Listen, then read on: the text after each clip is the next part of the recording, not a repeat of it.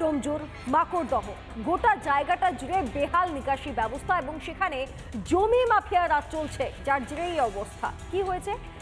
পুকুর একের পর এক ভরাট করে দেওয়া হচ্ছে, একেবারে ভেঙে পড়েছে নিকাশি ব্যবস্থা, কোমর অব্দি জল ঠেলে যাতায়াত করতে হয় সেখানকার বাসিন্দাদের। রিপাবলিকের ক্যামেরায় একের পর এক ক্ষোভ উগরে দিলেন স্থানীয়রা।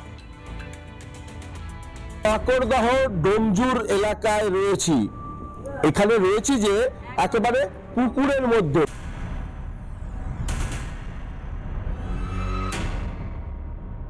মানুষ যাচ্ছে এই রাস্তা, এটা হচ্ছে রাস্তা, আমি রাস্তার উপরে দাঁড়িয়ে রয়েছি, এক হাঁটু এবার আরেকটু গেলে এক কোমর সমান জল, এবং এই জল যন্ত্রণায় ভুগছে দীর্ঘদিন ধরে এলাকার মানুষজনেরা।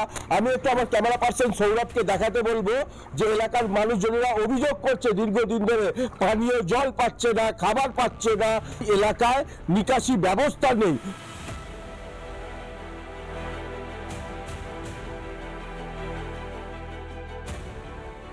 স্থানীয়দের অভিযোগ, এলাকা দিনের পর দিন জমি মাফিয়াদের দখলে চলে যাচ্ছে।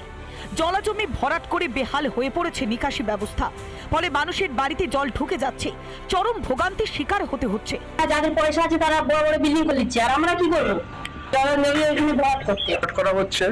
ব্যবস্থা কিছু নেওয়া হচ্ছে, ব্যবস্থায় তো বলছে হ্যাঁ করছি, আমরা ব্যবস্থা করছি, ওই বলাই স্যার, আর কিছু না। ওরা দেখছে না, কেউ পঞ্চায়েত দেখছে না, পঞ্চায়েতকে বলা সত্ত্বেও দেখছে না। দীর্ঘদিন ধরে এলাকার মানুষজনেরা কোনো সুযোগ সুবিধা পায়নি, কারণ যে এলাকায় কোনো সংস্কারের কাজ হয়নি। এলাকার পঞ্চায়েত ছিল, প্রধান ছিল, তাদের নিজেদের আক্ষেপ গুছিয়েছে, নিজেদের জায়গা গুছিয়েছে। আজকে সেই জায়গায় দাঁড়িয়ে মানুষ চিৎকার করে বলছে যে উন্নয়ন কোথায় গেল? সরকার তো কিছু ব্যবস্থা করেনি, কিছু কাজ করেনি। আমরা অনেকবার গিয়েছি, বলেছি, গেলেই খালি বলে হবে হবে, কিছু ব্যবস্থা করে না। আর প্রত্যেক বছর এই ভোগান্তি, এই থেকে জল নিকাশি ব্যবস্থাগুলো বন্ধ করে দিয়েছে, এইরকম হচ্ছে। নাহলে আগে শুধু রাস্তাটা একটু উত্তর নেমে যেত।